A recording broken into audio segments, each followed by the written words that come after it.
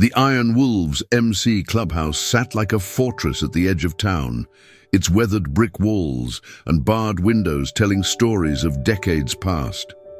Inside, the familiar sounds of brotherhood echoed through smoke-filled air, the clink of beer bottles, rumbling laughter, and the occasional slam of a fist on worn wooden tables.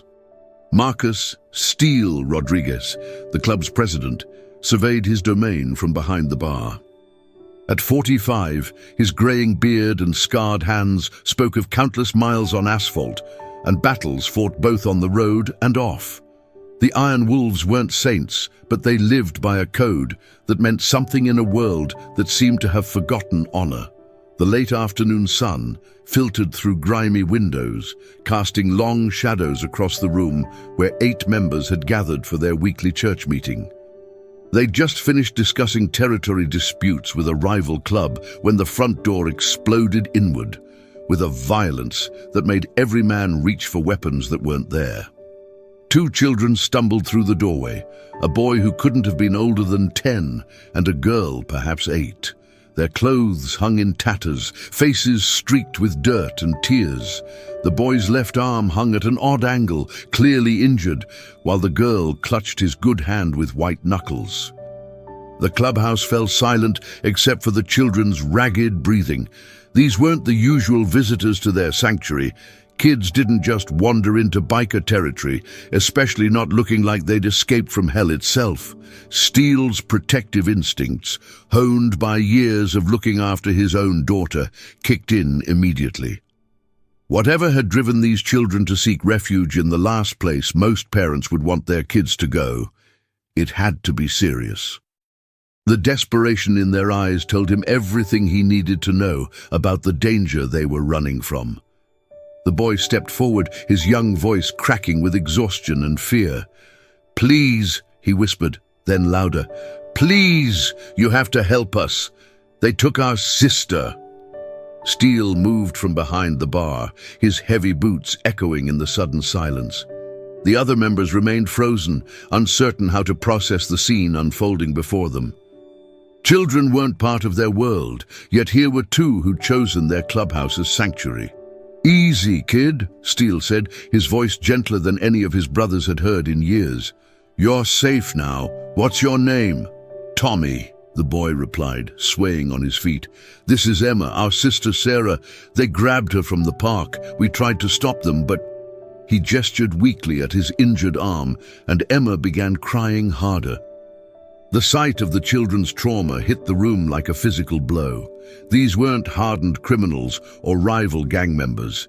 They were innocents who'd stumbled into something far beyond their understanding. Jake "Wrench" Morrison, the club's sergeant-at-arms, stood slowly from his chair. At 6'4" with arms like tree trunks, he was intimidating to grown men, but he approached the children with surprising gentleness. "Who took her, son?" Tommy's eyes darted around the room, taking in the leather jackets, tattoos, and stern faces surrounding him. Men in a black van. They said no one would believe us if we told, but we saw your sign outside. Iron Wolves. Wolves protect people, right? The simple logic of a desperate child cut through every defense the bikers had built around their hearts. Steele felt something shift in the room's atmosphere. A collective decision being made without words. These children had chosen them as protectors, and the Iron Wolves had never walked away from protecting the innocent. Dr. Patricia Chen had seen many unusual patients in her 20 years of emergency medicine, but being called to treat children in a motorcycle club's headquarters was a first. Steele had insisted on bringing medical help to them rather than risk exposing the kids at a hospital where questions would be asked and authorities contacted before they understood the full situation. As she examined Tommy's dislocated shoulder, the boy continued his story between winces of pain. "Sarah's 14. She was watching us at the playground while Mum worked her double shift. These guys just grabbed her and threw her in the van." Emma finally spoke, her voice barely above a whisper. "They had pictures." The room went cold. Steele exchanged glances with his vice president, Danny Diesel Walsh, whose jaw had tightened to stone. Pictures meant this wasn't random. It was planned, organized, professional. "What kind of pictures, sweetheart?" Dr. Chen asked gently while wrapping Tommy's arm in a sling. "Pictures of other kids," Emma said, tears streaming down her dirt-stained cheeks. "Lots of them. They were showing them to Sarah, telling her she was going to be their new friend." The implications hit the bikers like sledgehammers. This wasn't just a kidnapping. It was part of something larger, more sinister. The Iron Wolves had dealt with drug dealers, gun runners, and territorial disputes, but crimes against children crossed every line they held sacred. Wrench cracked his knuckles, a sound like gunshots in the tense air. "Did you see which direction they went?" Tommy nodded eagerly. "North on Highway 47, toward the old industrial district. We tried to follow on our bikes, but they were too fast." Steele felt the familiar weight of leadership settling on his shoulders. The club had a choice to make, and he already knew what it would be. The Iron Wolves were about to become something they'd never been before, children's crusaders in a war they hadn't chosen but couldn't walk away from. The Iron Wolves had operated by an unwritten code for over 30 years. Loyalty to brothers, respect for the road, and protection of their territory. But as Steele looked at the two children huddled together on the clubhouse couch, he realized their code was about to expand in ways none of them had anticipated. "Church," he announced, using the club's term for their private meetings. The members filed into the back room while Dr. Chen stayed with Tommy and Emma, offering them hot chocolate and gentle reassurance. Behind closed doors, the debate was swift and decisive. Diesel spoke first, his voice carrying the weight of his military background. "We all know what this is. Human trafficking. Kids. That's a line we don't just cross. We obliterate anyone who does." Wrench nodded grimly. "My daughter's the same age as their sister, if someone took her." He didn't need to finish. Every father in the room understood. "This isn't club business," cautioned Bobby Books Martinez, the club's treasurer and voice of reason. "We get involved in this. We're painting targets on our backs. Law enforcement, feds, whoever's running this operation, they'll all come for us." Steele leaned forward, his scarred hands flat on the table. "Since when do we run from a fight because it's dangerous? Those kids came to us for help. They could have gone to the cops, social services, anyone, but they chose us. That means something." The vote was unanimous. The Iron Wolves were going to war, not for territory or respect, but for a 14-year-old girl they'd never met and two children who'd trusted them with their desperate hope. As they filed back into the main room, Steele felt the weight of responsibility settling deeper. They were no longer just a motorcycle club. They were the last hope for a family torn apart by evil. The road ahead would test everything they believed about brotherhood, justice, and the lengths they'd go to protect the innocent. Within an hour, the Iron Wolves had transformed their clubhouse into a war room. Maps covered the pool table. Cell phones buzzed with calls to contacts throughout the region, and laptops displayed satellite images of the industrial district where Tommy had seen the van disappear. Steele's network of informants, truckers, bartenders, mechanics, and other bikers began feeding information back to the club. The industrial district had been mostly abandoned for years, but recent activity suggested someone was using the old warehouses for purposes that required privacy and isolation.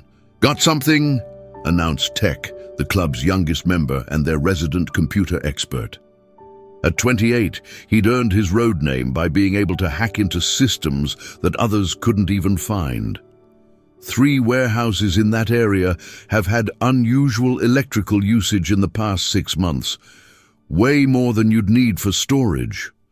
Wrench studied the satellite images, his military training evident in how he analyzed potential approach routes. "This one," he said, pointing to a warehouse complex near the river.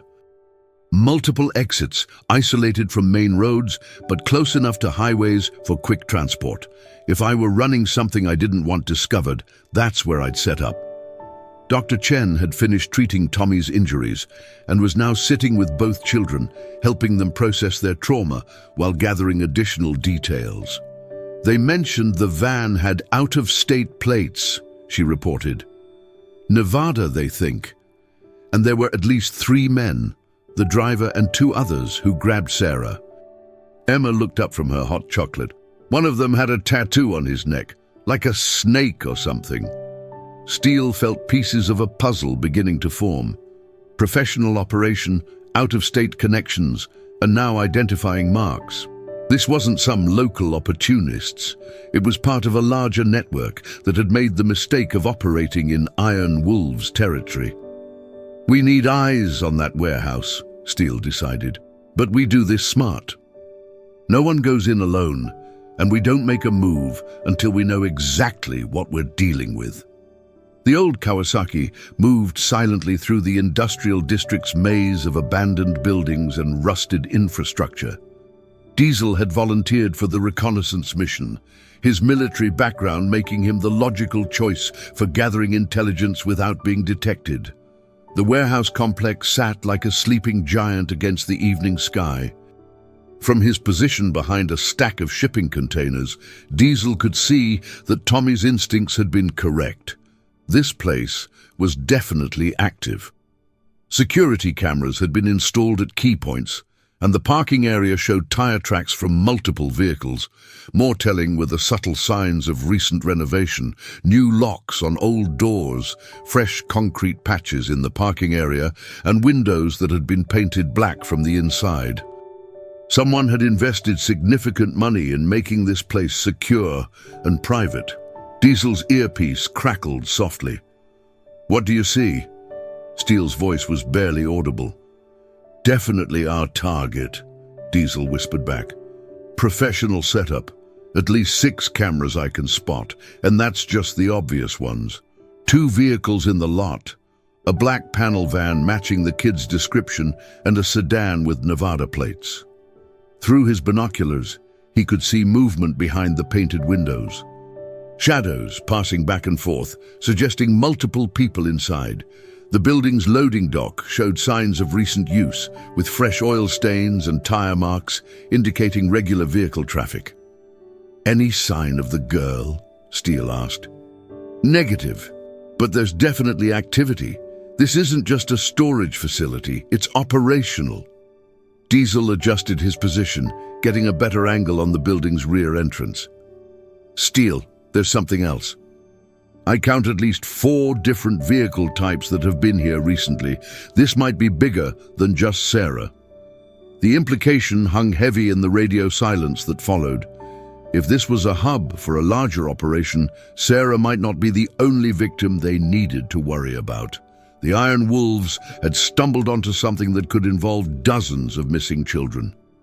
"Fall back," Steele ordered. "We've seen enough. Time to plan our next move." Back at the clubhouse, the Iron Wolves gathered around their makeshift command center.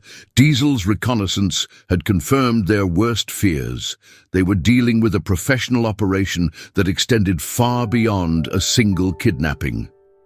"We have 2 choices," Steele announced to the assembled members. "We can call the feds and hope they handle it properly, or we handle it ourselves and make sure those kids get home safe." The room was quiet except for the soft sounds of Tommy and Emma sleeping on the couch, exhausted from their ordeal. Dr. Chen had sedated them lightly to help them rest, but their presence served as a constant reminder of what was at stake. "Feds will take weeks to build a case," Wrench said grimly. "By then, Sarah and whoever else is in there could be long gone. These operations move fast when they think they've been compromised." Tech looked up from his laptop. "I've been monitoring police frequencies. No reports of missing children matching Sarah's description. Either her mother hasn't realized she's gone yet, or—" He didn't finish the thought, but everyone understood. Some children disappeared without anyone in authority caring enough to look. Steele felt the weight of command pressing down on him. The decision he made in the next few minutes would define not just this mission, but what the Iron Wolves stood for. They'd always operated in the grey areas between law and justice, but this was different.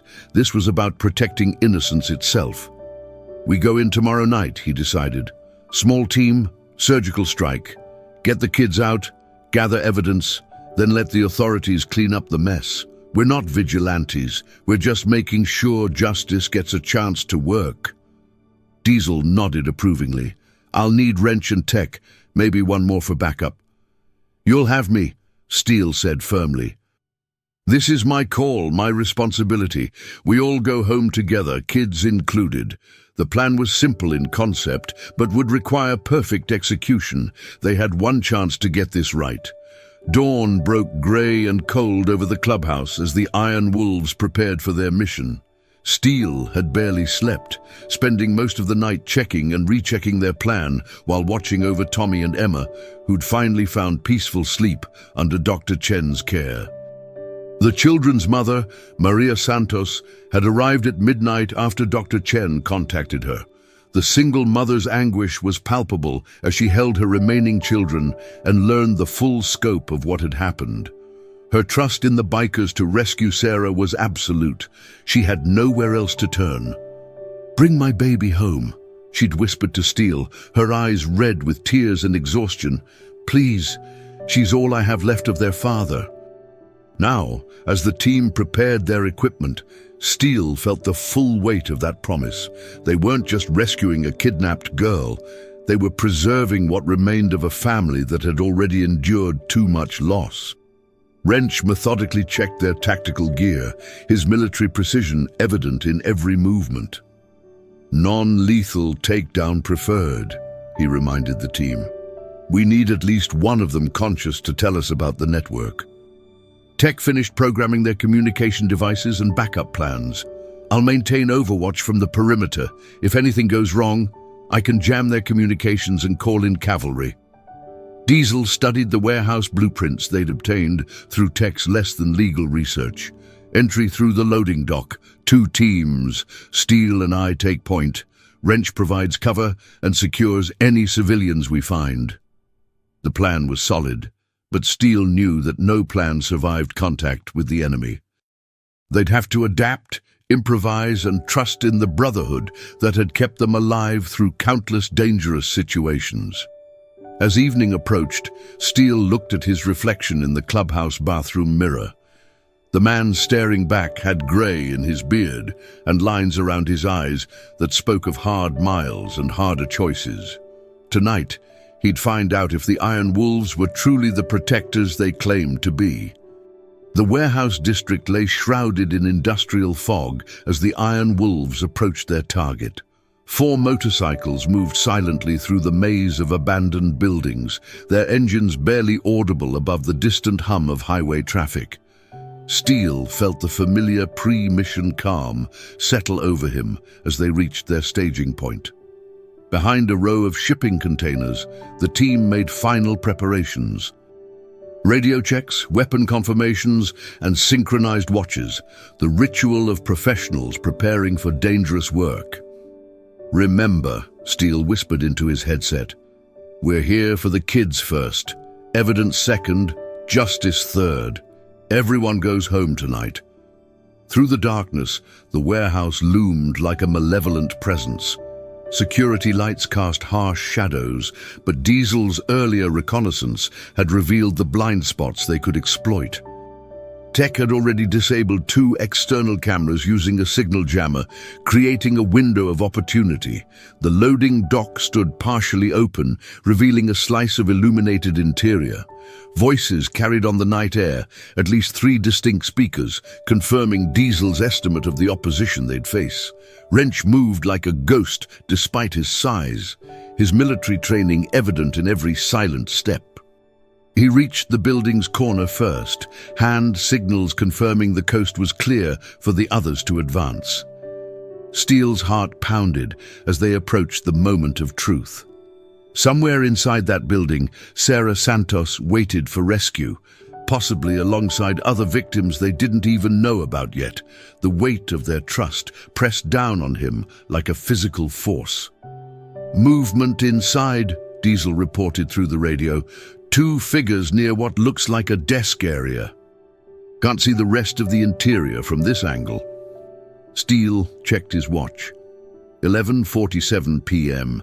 Time to find out if the Iron Wolves were truly the protectors they claimed to be, or just another group of men who talked tough but couldn't deliver when innocence hung in the balance. The loading dock's metal door rolled up with barely a whisper, Tech's electronic manipulation of the motor controls allowing silent entry. Steele and Diesel moved through the opening like shadows, their eyes adjusting to the warehouse's dim interior lighting. The space was larger than expected, divided into sections by hanging plastic sheeting. The main area contained office equipment, computers and filing cabinets, the administrative heart of whatever operation was running here. But it was the sounds from the back section that made Steele's blood run cold, muffled crying and hushed voices. "Contact," Diesel whispered, spotting a guard near the computer station. The man was focused on multiple monitors, showing feeds from cameras throughout the building and surrounding area. Wrench appeared behind the guard like a spectre, his massive arm wrapping around the man's throat in a sleeper hold. The guard struggled briefly before going limp, unconscious but alive. Steele moved toward the plastic sheeting that divided the warehouse, his heart hammering as the sounds of distress grew louder. Through a gap in the barrier, he could see a makeshift dormitory area with several small beds and a teenage girl with dark hair sitting on one of them, Sarah Santos. She wasn't alone. 3 other children, all appearing to be between 10 and 16, sat nearby in various states of fear and exhaustion. The sight hit Steele like a physical blow. This was bigger than they'd imagined. "Multiple victims," he reported quietly into his radio. "At least 4 kids, including our target. 2 more guards approaching from the office area," Tech warned from his overwatch position. "You've got maybe 90 seconds before they discover their friend." Steele made a command decision. "Wrench, secure the kids. Diesel, with me. We end this now." The next 90 seconds would determine whether the Iron Wolves succeeded in their mission or whether more families would be torn apart by the evil they'd discovered in their own backyard. The 2 remaining guards never saw them coming. Diesel took the first one down with a precise strike to the solar plexus, while Steele grabbed the second man before he could reach for the weapon on his belt. Within seconds, both were unconscious and zip-tied with restraints Wrench had provided. "Clear," Steele announced, then moved quickly to the children's area.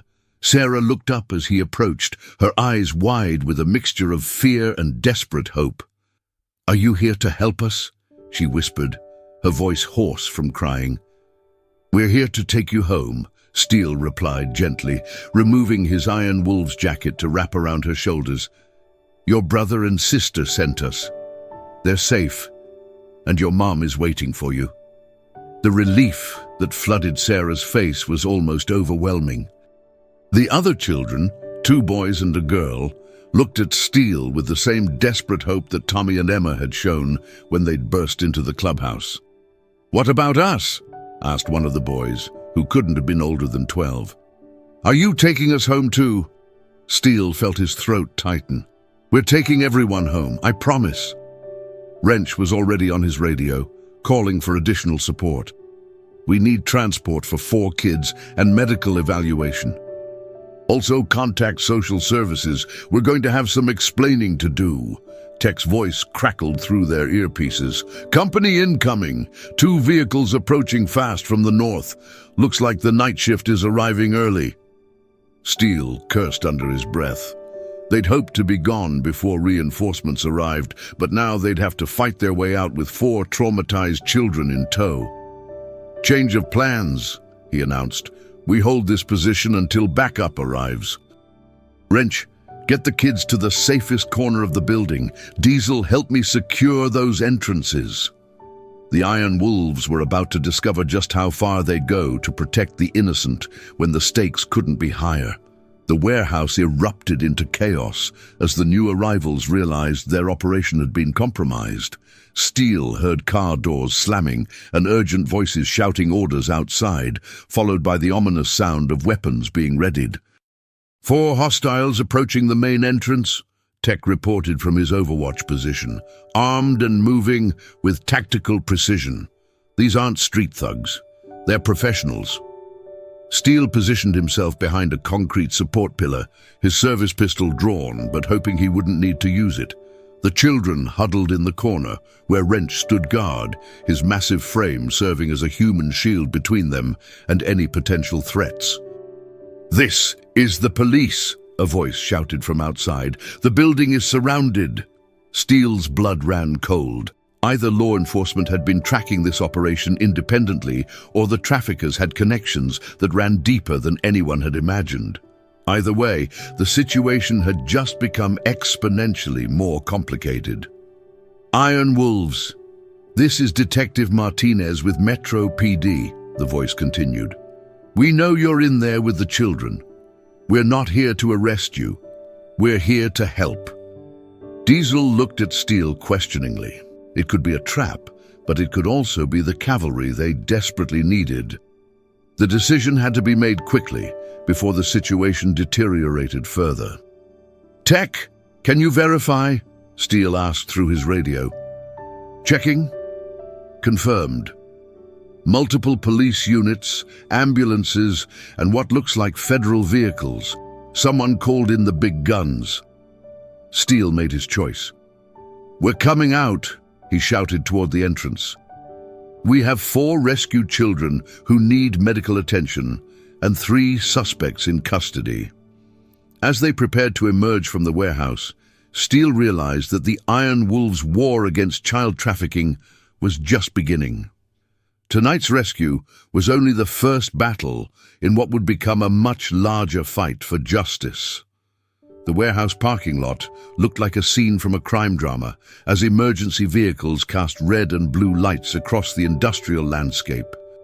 Paramedics rushed to attend to the rescued children, while federal agents secured the evidence that would unravel a trafficking network spanning multiple states. Detective Rosa Martinez, a 20-year veteran with the Metro PD's Special Victims Unit, approached Steele as he watched Sarah Santos reunite with her mother and siblings. The reunion was everything he'd hoped for: tears, desperate hugs, and the kind of joy that made all the risks worthwhile. "We've been tracking this operation for 8 months, Martinez explained, her voice carrying a mixture of gratitude and professional respect. "Your intervention tonight probably saved dozens of children from being trafficked across state lines." Steele nodded, still processing the magnitude of what they'd uncovered. "How did you know we were here?" "Dr. Chen contacted us after treating the Santos children," Martinez replied. "She knew we'd need to coordinate to make this work." "Smart woman. She probably saved all of you from federal charges." The 3 traffickers were being loaded into separate police vehicles, their sophisticated operation dismantled in a matter of hours. Tech's electronic evidence gathering had provided investigators with computer files, financial records, and communication logs that would lead to arrests across the country. Wrench approached, his usual stern expression softened by exhaustion and relief. "The other kids are all from the tri-state area. Missing persons reports going back 6 months. Their families are being notified." Steele felt a profound sense of completion as he watched the children being reunited with their families or placed in protective custody.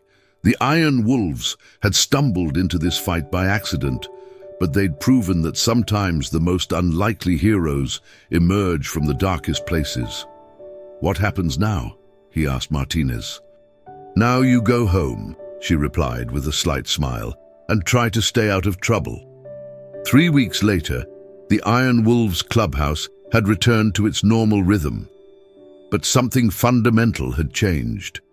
The rescue mission had redefined what brotherhood meant to the club, expanding their code to include protection of the innocent as a core principle.